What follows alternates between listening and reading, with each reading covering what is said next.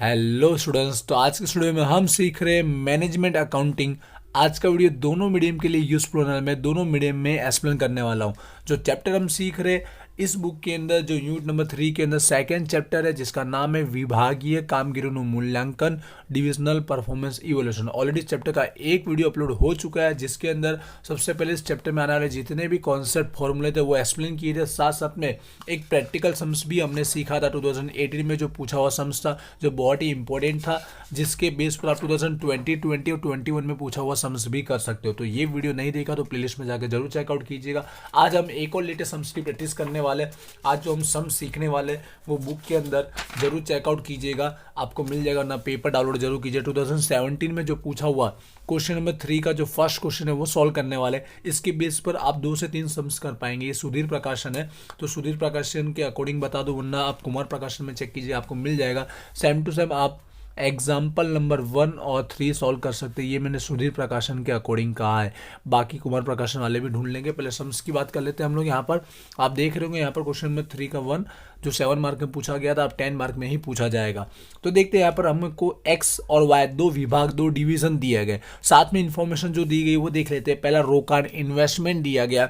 Second जो चोखा वार्षिक वर्तन दिया गया, नेट इनकम दी गई है। चोखा नफा बोल सकते हैं कि फर्स्ट के अंदर 32,000 का हमको प्रॉफिट और सेकंड में 22,000 का प्रॉफिट। जो थर्ड इंफॉर्मेशन दी गई है वो हमें दी गई है रोकाण पर लक्षित वर्तन दर, इंग्लिश में लिखा होगा target ROI, return on investment. ये हमने टारगेट किया कि इस विभाग में हमको 18% जितना हमको प्रॉफिट होना चाहिए और यहाँ पर 11% होना चाहिए। अब हमें क्या करना है, एक्चुअली हमें यहाँ पर बोला गया है आगे जाके इन्फॉर्मेशन में जो मूडी पड़ता दिया गया कॉस्ट ऑफ कैपिटल वो 13% है। अब हमें पहला जो कॉन्सेप्ट अप्लाई करना है वो है रोकाण पर वर्तनो दर, इंग्लिश में लिखा होगा ROI, रिटर्न ऑन इन्वेस्टमेंट। और सेकंड एक और शेष उपज या शेष आवक बोल सकते हैं, इंग्लिश में लिखा होगा रेसिडुअल इनकम या शॉर्टकट में RI लिखा होगा। इन दोनों के अकॉर्डिंग हमें चेक करना है कि कौन सा प्लान हमको एक्सेप्ट स्वीकार करना चाहिए। तो दोनों का कंपैरिजन करेंगे, दोनों के फॉर्मूले लगाएंगे, दोनों के आंसर लाएंगे और उस बेस पर हम देखेंगे भाई कौन से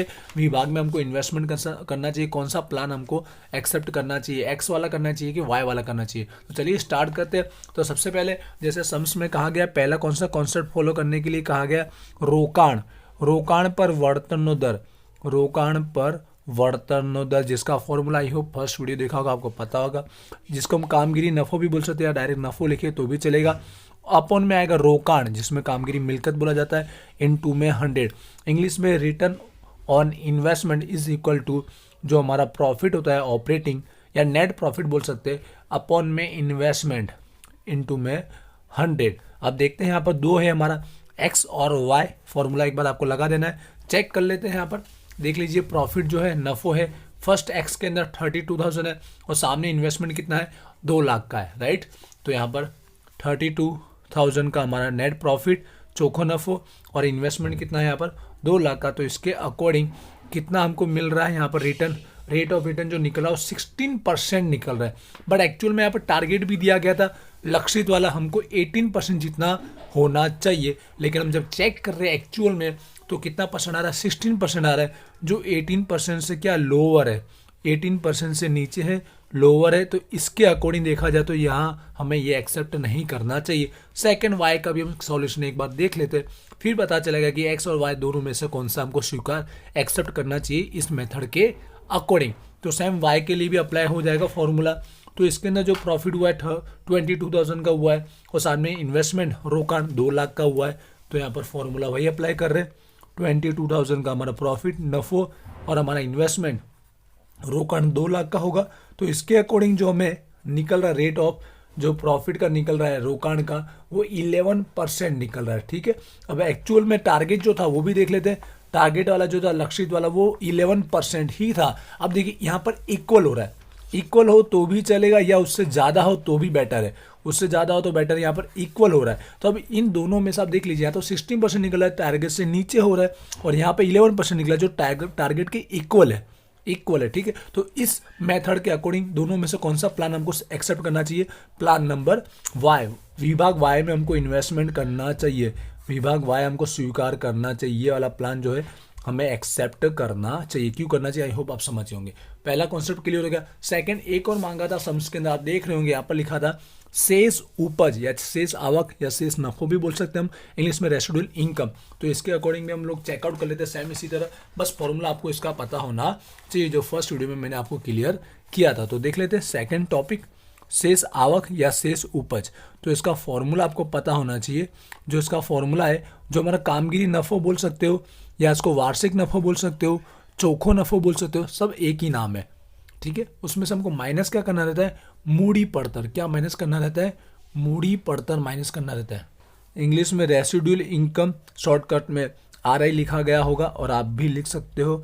फॉर्मूला वही, हमारा नेट प्रॉफिट बोल सकते हो, इसको एनुअल प्रॉफिट बोल सकते हो या ऑपरेटिंग प्रॉफिट भी बोल सकते हो। माइनस आता है कॉस्ट ऑफ कैपिटल। तो चलिए अब चेकआउट करते हैं दोनों के लिए, एक्स और वाई के लिए। तो जो नफो है, जो प्रॉफिट हो, तो हमको दिया गया सेम इट इज जो फर्स्ट में यूज़ किया था वही हमें यूज़ करना है। यहाँ पर चेकआउट कर लीजिए 32,000 और यहाँ पर 22,000 का हमें दिया गया वार्षिक नफो होगा, रिटर्न होगा। तो यहाँ पर 32,000 का प्रॉफिट और यहाँ पर 22,000 का प्रॉफिट। अब यहाँ पे ध्यान रखिएगा, मूड़ी पड़तर कैसे फाइंड आउट करेंगे, कॉस्ट ऑफ कैपिटल कैसे फाइंड आउट करेंगे। तो जिसके लिए हमें सम्स में ऑलरेडी बताया गया कि कितना बैठेगा मूड़ी पड़तर 13% बैठेगा, कॉस्ट ऑफ कैपिटल कितना बैठेगा 13% बैठेगा। अभी 13% किसका निकालना आप ध्यान रखिएगा ऑलवेज, जो इन्वेस्टमेंट होगा रोकाण उसका 13% करना है। तो देखिए फर्स्ट में 2 लाख है तो 2 लाख का 13% करना है, सेकंड में भी 2 लाख है तो 2 लाख का 13% कर रहा है। दोनों में सेम इन्वेस्टमेंट है, वरना दोनों का अलग अलग हो सकता है। तो 2 लाख का यहाँ पर 13% करेंगे तो हमारा जो आएगा वो मूड़ी पड़तर कॉस्ट ऑफ कैपिटल हो जाएगा। ये 13% समझिएगा, सम्स में हमें दिया गया है।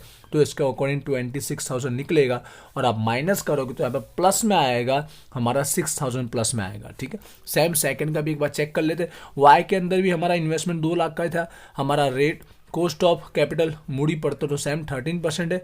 तो 2 लाख का 13% करो, यहाँ पे भी 26,000 निकला। ऐसा नहीं कि सेम लिखा है, यहाँ पर परसेंट के अकॉर्डिंग निकाला, इन्वेस्टमेंट जितना था, रोकड़ जितना था उसके अकॉर्डिंग निकाला है। यहाँ पर आप जाके चेक करो तो आपको माइनस में 4,000 मिल रहा है। अब आप यहाँ पर कैसे एक्सेप्ट करोगे, स्वीकार करोगे, कैसे पता लगाओगे। तो यहाँ पर देखिए प्लस में हो रहा है, जो हमारा कॉस्ट बैठ रहा है, जो पड़तर बैठ रही है उससे नफो क्या है, ज़्यादा है। और यहाँ पर जो कॉस्ट बैठ रहा है, जो हमारा पड़तर है उससे कम हो रहा है नफो, इसलिए क्या आ रहा है, माइनस में आ रहा है। तो हम लोग वही एक्सेप्ट करेंगे जिसमें हमें प्लस में मिल रहा होगा, कॉस्ट से ज़्यादा ही नफो हो, पड़तर से हमारा ज़्यादा नफो होना चाहिए, प्रॉफिट होना चाहिए। तो यहाँ पर 6,000 प्लस में ये आ रहा है।